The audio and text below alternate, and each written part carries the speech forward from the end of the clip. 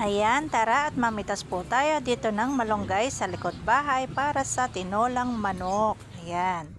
Siyempre, ayan, napitas ko na yan, fresh na fresh. Siyempre, galing bakuran. At ayan, sayote, sili. Ang mahal po ng sili, kaya yung tirang sili ko na lang po ang aking ilalagay.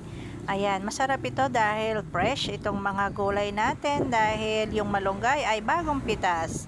Siyempre, yung manok yan po ay mahigit kalahating kilo. At siyempre, ginaya ko na yung bawang, yung sibuyas, yung luya at yung ating seasoning. At hinimay ko na rin po yung malunggay, hinugasan ko na yan, yung sayote, nahiwa ko na po. At syempre, yung sili, ayan, pwede na po yung sili na yan. Syempre, mantika at yung patis na ating ilalagay pampalasa sa ating tinolang manok. Ayan, nakaready na po yung malunggay, yung ating, syempre, yung manok, ayan. Tsaka, syempre, yung ating mantika, yung mga pampalasa natin. Tsaka, yan, yung mga gulay.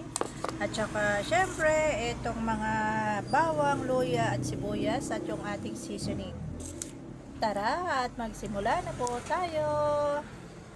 Ayan, painitin po natin yung mantika at ilagay na po natin yung luya pag mainit na at nilagay ko na rin dyan yung bawang. Ayan, syempre sumunod po dyan yung sibuyas. Syempre dahil medyo brown na, ilagay na natin yung manok. Ayan, syempre pag brown na yan, lagyan na natin ng patis. Ayan, para magkalasa yung ating manok. Syempre huwag kalimutang takpan.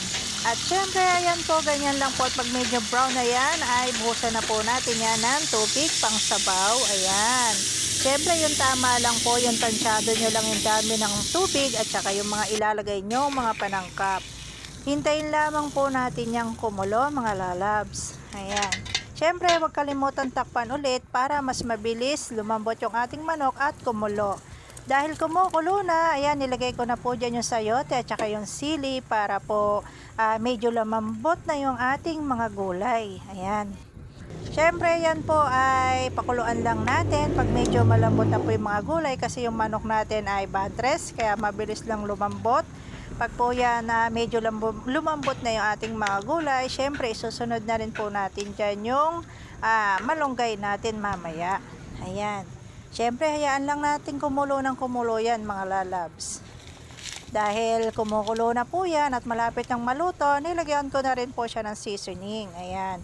Para po pampalasa at nilagyan ko rin siya ng asin kung medyo matabang. Ayan. Dahil po ako'y natatabangan, nilagyan ko siya ng asin. At syempre, huwag kalimutan yung ating malunggay. Ayan. Gusto ko po maraming malunggay. Medyo may nasama pa palang medyo madilodo. Kaya tinangkol ko na lang po yan, mga lalabs. At syempre, yan po, ayan, lubog-lubog lang natin yung ating malunggay dahil mabilis lang yung maluto. Yan po ay maluluto na. At yan po ay napakasarap, lalo't ngayon malamig ang panahon. Napakasarap nitong tinolang manok. O, diba, ganun lang po ang pagluluto, napakasimple lang. At napakasarap nito, mga lalabs. Kaya try nyo na itong iluto dahil ngayon malamig, ang sarap nitong tinolang manok. Tapos may malunggay, pwede naman din po dyan papaya o dahon ng sili.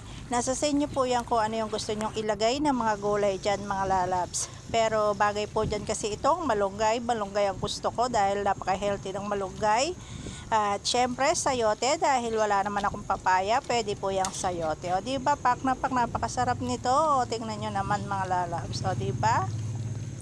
Sabaw pa lang po niyan ay ulam na. O diba?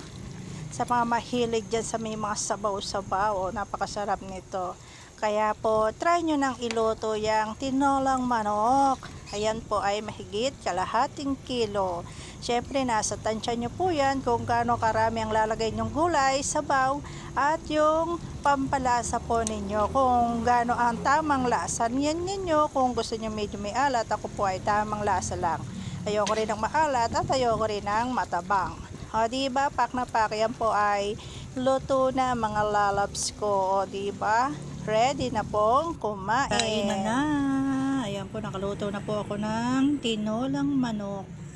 Napakasarap ng sabaw nito, mga lalabs. So sarap. Mainit-init pa dahil bagong luto yan. Pak na pak. Na po tayo, mga lalabs. Ayan o, nakaluto na ako ng ulam. Kami po ay kakain na. Tara at kain na po tayo mga lalabs. Oh, sarap oh. Daming malunggay. Favorite ko po yan malunggay. Syempre sayote. Ang sarap po nito mga lalabs. Yun lang. Thank you so much for watching. Bye bye.